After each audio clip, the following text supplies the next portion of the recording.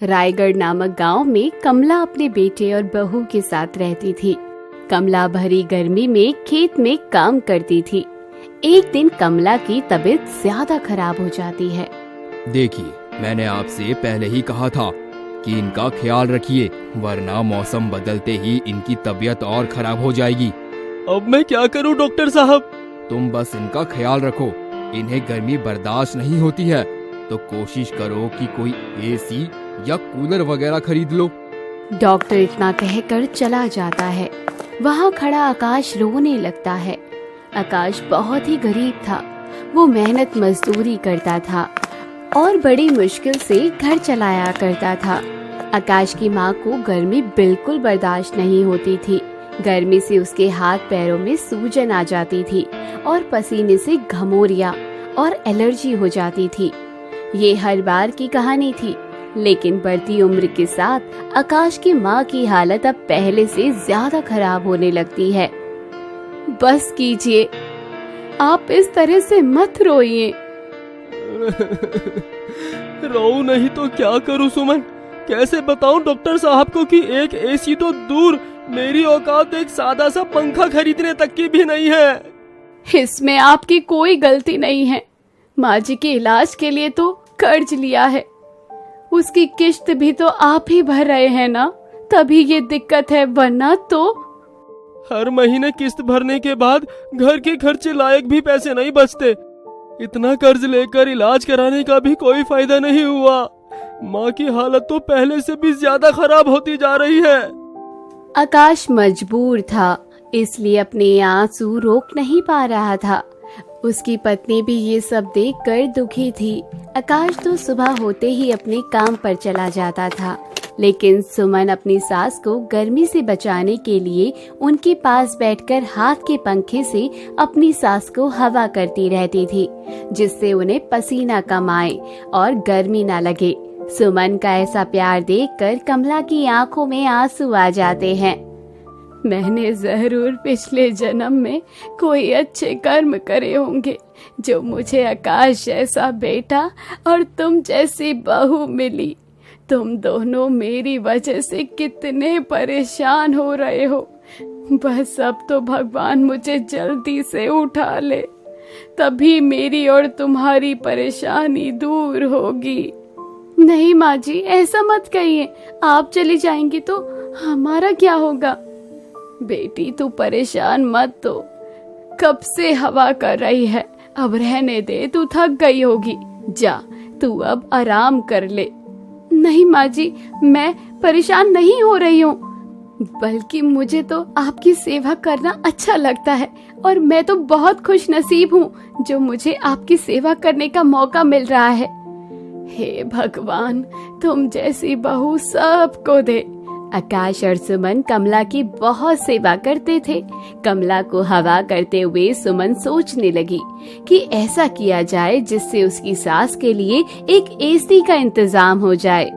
फिर उसी शाम को जब आकाश काम से लौटकर घर आ जाता है तो सुमन बोलती है, सुनिए जी, आपसे एक बात कहनी थी। हाँ बोलो ना, क्या बात है? आप जितने पैसे कमाते हैं उनसे तो हम कभी भी माँ जी के लिए एसी नहीं खरीद पाएंगे। तो फिर? मैं सोच रही थी कि इस बार की सर्दियों में मैं भी कुछ काम शुरू कर दूं। आपके पैसों से घर का खर्चा चल जाएगा और जो पैसे मुझे मिलेंगे उन्हें हम जमा करेंगे और भगवान ने चाहा तो दोनों मिलकर अगली गर्मियों से पहले माँ जी के लिए एक एसी ले लेंगे। तुम्हारी सोच तो अच्छी है, पर घर का काम, माँ की सेवा और फिर बाहर का काम, ये सब एक साथ कैसे करोगी तुम? उसकी चिंता आप मत कीजिए, आप भी तो दिन रात मेहनत करते हो ना, तो थोड़ी सी मेहनत अगर मैं कर लूंगी वैसे घर का काम तो मैं जल्दी ही निपटा लेती हूँ। ठीक है, फिर जैसा तुम ठीक समझो। अगर तुम कर सकती हो तो मैं तुम्हें रोकूंगा नहीं। ऐसे ही गर्मियाँ बीत गई। फिर बारिश आई तो आकाश, सुमन और कमला ने राहत पाया और जैसे जैसे गर्मियाँ कम हुई कमला की तबीयत में भी सुधार होने लगा और सुमन ने भी काम ढूंढना शुरू कर दिया। एक दिन सुमन एक घर पर पहुंची। घर पर कोई है क्या? घर के अंदर से एक लड़का बाहर आता है। जी हाँ, बताइए क्या काम है? भैया, मैं काम ढूंढ रही हूँ। कैसा काम? कुछ भी काम हो, झाड़ू, पोछा, बर्तन, जो आप करवाना चाहो। हाँ, एक्चुअली मुझे भी एक मेड की जरूरत थी। क्या आपने कहीं काम किया है पहले? नहीं, मैंने पहले कहीं काम नहीं किया है। अच्छा, कोई बात नहीं, आप अंदर आइए, मैं आपको काम दिखाता हूँ। सुमन घर के अंदर आई तो उसने देखा कि वहाँ एक बड़ा सा हॉल था। वहाँ काफी सामान था, सारा सामान बॉक्स में था। आप कहीं जा रहे हो क्या? नहीं, मैं तो कल ही यहाँ पर शिफ्ट हुआ हूँ, अभी तो सामान खोल ही रहा था। अच्छा, और घर के बाकी लोग कहाँ हैं? मैं अकेला ही हूँ दीदी, मेरी यहाँ पर जॉब लगी है ना, तो परिवार साथ नहीं है अभी।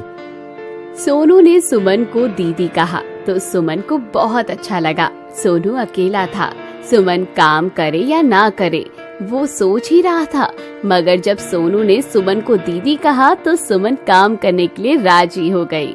फिर सोनू ने भी सुमन को काम पर रख लिया।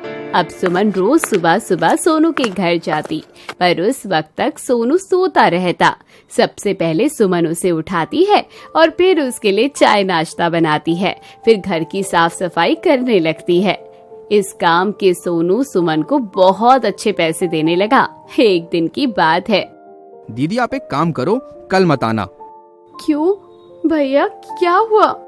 अरे आपको काम करते करते 1 हफ्ते हो गए हैं, एक छुट्टी तो बनती है आपकी, वरना आपकी सास आपसे नाराज हो जाएगी।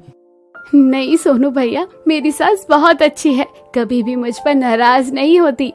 कोई बात नहीं, अब फिर भी कल छुट्टी ले लो, आपको भी आराम चाहिए। ठीक है भैया, आप इतना कह ही रहे हो तो मैं कल की छुट्टी कर लूंगी। कमला के आराम के लिए आकाश और सुमन दिन रात मेहनत कर रहे थे। उधर सोनू और सुमन के बीच भी अच्छा रिश्ता बन चुका था। वो सोनू का पूरा ख्याल रखती थी, एक बड़ी बहन की तरह। सोनू भी उसकी सारी बातें मानता था और उसे अपनी बड़ी बहन की तरह सम्मान देता था। एक दिन सोनू ने सुमन से पूछा, दीदी आपके पति क्या करते हैं? मजदूरी करते हैं भैया। अच्छा, और आप कब से काम कर रही हो? नहीं भैया, आप पहले हो जिनके घर में काम कर रही हूँ, इससे पहले कभी जरूरत ही नहीं पड़ी। अब ऐसी क्या मजबूरी हो गई जो आपको घर से बाहर निकलकर काम करना पड़ रहा है? सोनू की ये बात सुनकर सुमन की आंखों में आंसू आ गए और वह रोते हुए सोनू को सारी बात बता देती है। सुमन और आकाश का अपनी माँ के प्रति इतना प्यार देखकर सोनू की आंखों में आंसू आ गए। ऐसे ही कई दिन बीत गए। आकाश और सुमन ने एसी के लिए काफी पैसे जोड़ लिए थे, पर होनी को तो कुछ और ही मंजूर था। गर्मियाँ एक बार फिर से आने वाली थी। ऐसे में कमला एक दिन अचानक बेहोश होकर गिर गई। उसे दिल का दौरा पड़ा था, तो जो पैसे उन्होंने एसी के लिए जोड़े थे वो सारे पैसे कमला के इलाज में लग गए। और फिर लगता है हम माँ जी के लिए कभी एसी नहीं खरीद पाएंगे। हिम्मत रखो सुमन, ऊपर वाला हमारी परीक्षा ले रहा है। पर कब तक? 1 महीने बाद फिर से गर्मियाँ शुरू हो जाएंगी और फिर माँ जी को ज्यादा परेशानियाँ होंगी। आकाश चुप था क्योंकि सुमन की बात सही थी। फिर अगले दिन सोनू के यहाँ वो काम करने गई तो उसने सोनू से कुछ नहीं कहा, चुपचाप अपना काम करने लगी। ये देखकर सोनू समझ गया कि जरूर सुमन दीदी किसी परेशानी में है। सोनू के बार बार पूछने पर सुमन ने उसे सारी बातें बता दी। सोनू को सुमन की बात सुनकर बहुत अफसोस हुआ। फिर अगले दिन, दीदी आपसे वो एक बात करनी थी। हाँ भैया बतलाइए, क्या? दीदी मेरी कंपनी ने मेरा प्रमोशन कर दिया है, उसके लिए मुझे अमेरिका भेज रहे हैं, तो अब मुझे यहाँ से जाना होगा। ये तो बहुत अच्छी बात है भैया, भगवान करे आप और अच्छी तरक्की करे।